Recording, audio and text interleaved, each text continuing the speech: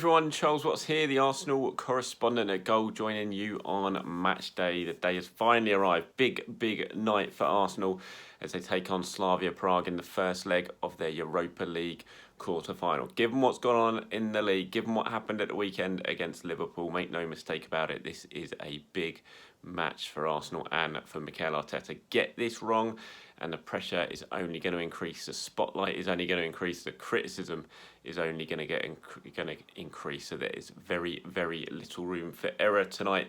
They need to respond, Arsenal, after what happened at the weekend. They need to play well. They need to give themselves a decent advantage heading into that second leg in the Czech Republic next Thursday night. So I will talk about that game sort of very heavily focused in today's video, looking at the big decisions. There's quite a few of them Mikel Arteta needs to make in terms of his team selection, looking at the team news, and as always I'll end with my predicted 11 and a little bit of discussion about Hector Bellerin as well, who Mikel Arteta has been speaking about, why he's not been playing in the team recently. So let's quickly start with the game, shall we, because it is a massive one for Arsenal, there's no doubt about it. Prague, a decent side, they are no mugs.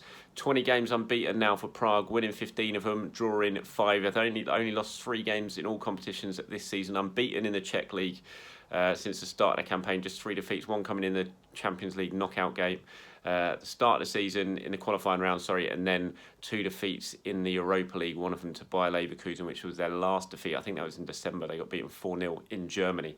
How Arsenal would love that sort of result tonight. But since then, they've picked up real head of steam. Like I've said, 15 wins out and 5 draws in the last 20 games. They've beaten Leicester comfortably at Leicester in that run, 2-0 winners at the King Power Stadium. Beat Rangers in the last round, winning at Ibrox as well. So make no mistake about it, this is a decent Prague team tonight. They're full of confidence, they know how to win, they play very well with each other, and they will cause Arsenal some big issues if Arsenal do not play well. Here's what Mikel had to say about them. He said they are a really strong side. They're unbeaten in the league. You see how they have the ball. I think in the last few years, competing at the highest level, they've always been in the game and they've made it really difficult. They're really competitive, brave, very direct and incisive, and a team that can cause you problems throughout the game. They never give up. They have a top attitude all the time, and that's why they beat the teams they have, because they're a really good side. You would think Arsenal are certainly very well drilled on them. They'll be spending a lot of time this week doing their homework, expecting how Slavia are going to play. They have got some issues at the back, missing some key players in defence through suspension and through injury. So hopefully that could work into Arsenal's advantage later on this evening. But one thing Arsenal cannot do is take Slavia Prague's threat lightly. If they do that, they're going to find themselves in real trouble in this quarter-final. Leicester probably did that earlier on in the competition. They drew 0-0 Leicester in Prague, thought it was game, set and match over at that point. They brought them back to the King Power Stadium, were probably expecting an easy afternoon or easy evening, but they ended up losing 2-0 with Prague completely deserving their victory that evening. And we know how decent a side Leicester are, so that shows the sort of challenge Arsenal are going to face today. You cannot take them lightly, but get it right and play well, then this is a game Arsenal should win. As much as I'm bigging up Prague and saying they're no pushovers, look, Arsenal are a better team than Slavia Prague, there's no doubt about that. If Arsenal play well, they do what they're supposed to do, they don't make any silly errors, and they should have enough to beat this Prague team fairly comfortably and get themselves into the semi-final.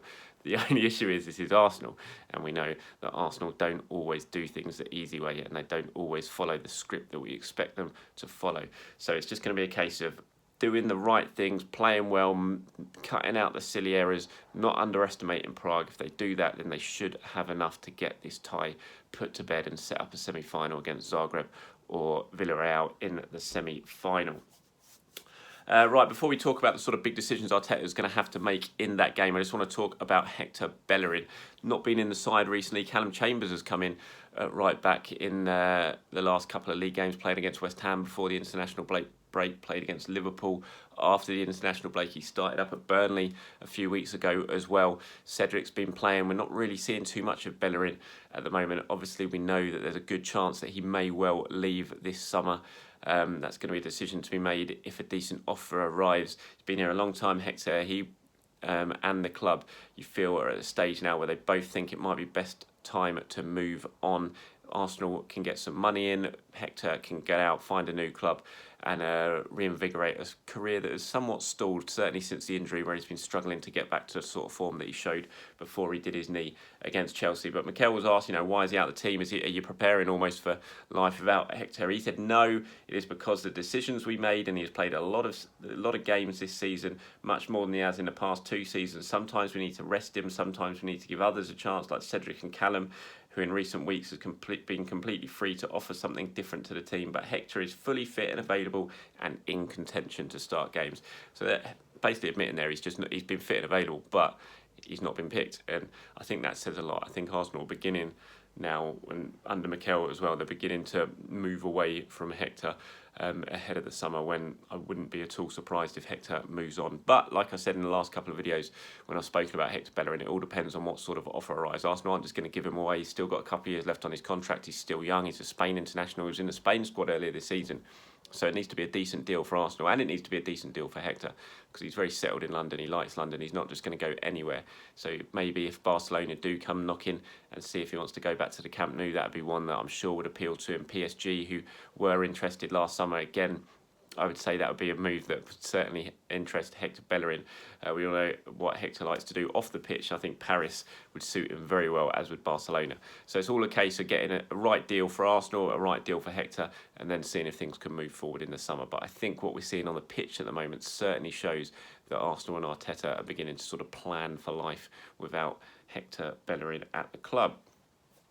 Okay, let's talk about these big decisions, shall we, that Mikel's got to make. Let's focus on tonight's game and the possible team, who's going to play where, what formation's going to play. There's a few of them. Let's start, first of all, with the front pairing, or the front three behind the striker. If Mikel's going to go 4-2-3-1, and there is an option, which I will get to in a minute, about playing as a back three, going back to that formation that we haven't seen for a while. But if he does stick with 4-2-3-1, who plays on the left-hand side? Now, it looks like Martin Odegaard isn't going to be fit. He's got an ankle injury that he got while he was away with Norway.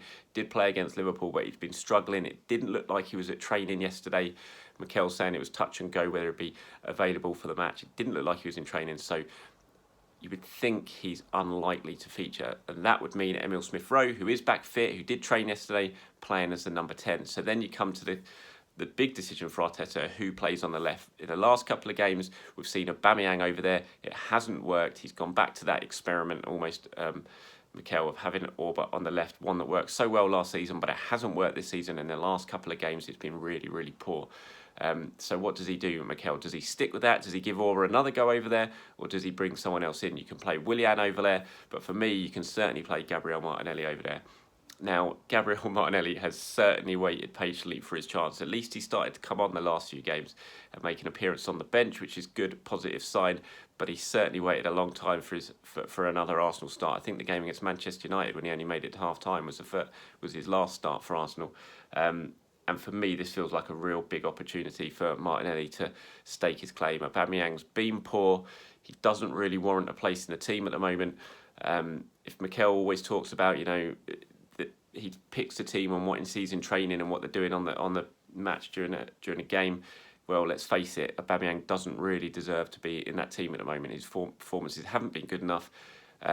So give someone else a go. If you don't, then it does start to look like you're just favouring senior players just for the sake of it, rather than picking players on form. We keep seeing Arsenal posting pictures of Martinelli looking sharp in training, scoring goals. He's waited patiently for his chance. He hasn't kicked up a fuss.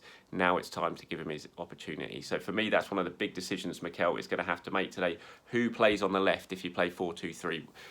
Is it going to be Aubameyang? Will it be Willian? Or is this the time for Martinelli? For me, as I said, it's time for Martinelli to get his chance. Some of the other options for Mikel today is actually quickly going back to that. Lacazette, Pepe and Aubameyang started for the first time at the weekend against Liverpool since the FA Cup final. That's remarkable when you think that Arsenal's 3 most expensive signings, combined transfer fees about well over £150 million, and they haven't started together all season. Mikel was asked about that and why it hasn't worked as a trio for those three, as we all expected it probably would. He said for different reasons. One of them is we've had many changes around the team, so many injuries and COVID, and a lot of things happening with competition that we have to answer to be competitive on all sides. The qualities that we have around the team and the cohesion that the team needs. Sometimes we believe we need to do it in a different way.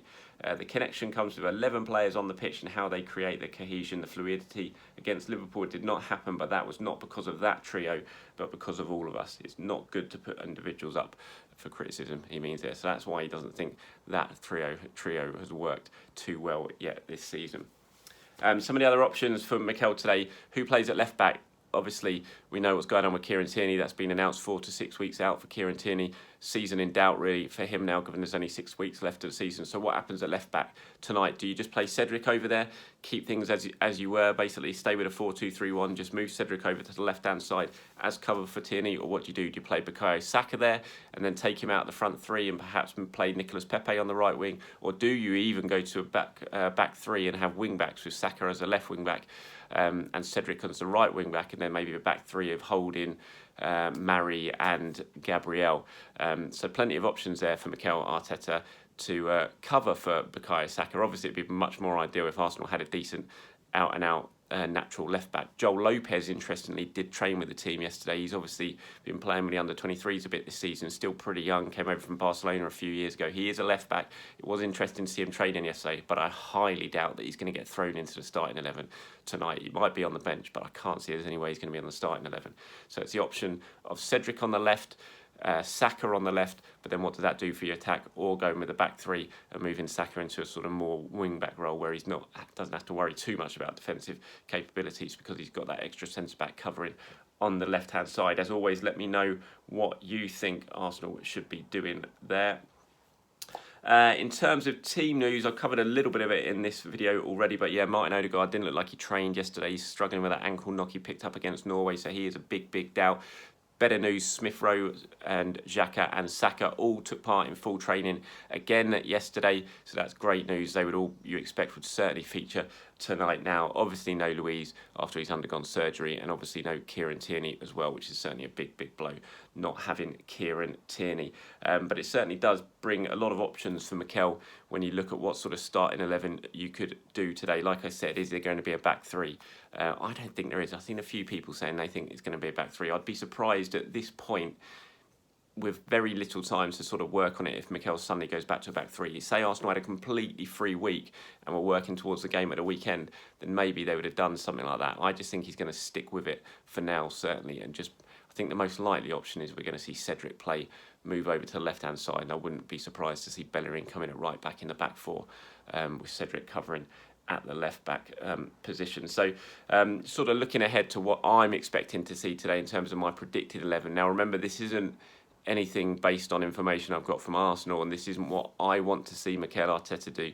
This is what I think he will do. I'm predicting he will do. So my predicted 11 for tonight, I'm going to go with Leno in goal. Obviously, as I said, a back four. I think I wouldn't be surprised if he goes with Bellerin, Holding, Gabriel and Cedric as the back four. Obviously, we know the central midfield duo, providing Granit Xhaka is fully fit, which we think he is going to be Xhaka and Thomas Partey.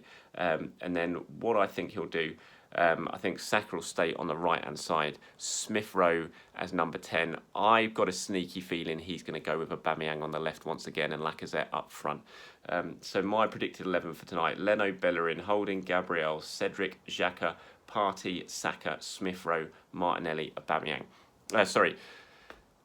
Sorry, I'll run through that again. My predicted 11, this is what I think he's going to do: Leno, Bellerin, Holding, Gabriel, Cedric, Xhaka, Partey, Saka, Smith Rowe, Aubameyang, and Lacazette. So that's what I think he's going to do. What I would do, and so this would be my starting 11, would be the same. So Leno, Bellerin, Holding, Gabriel, Cedric, Xhaka, Partey, Saka, Smith Rowe. But then I would have Martinelli playing on the left-hand side, and I'd stick Aubameyang back as a central striker and leave Lacazette on the bench. As always, do let me know what you guys think, what you think the starting 11 should be. Always interested. Put them down in the comments below, like anything that you've heard in this video that you agree with, disagree with. Let me know in the comments below who should be starting up front, what should be happening with Hector Bellerin. Should he be sold this summer? Should Arsenal stick with him at right back? And what do you think? Give me your predictions for tonight as well.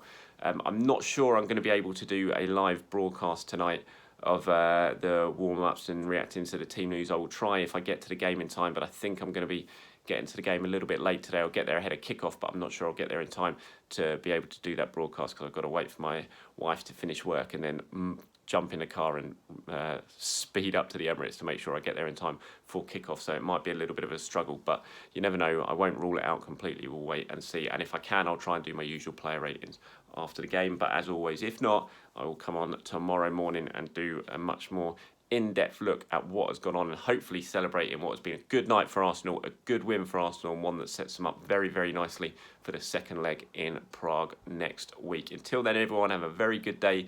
Enjoy the match today. Fingers crossed. Come on, the Arsenal. I'll speak to you soon.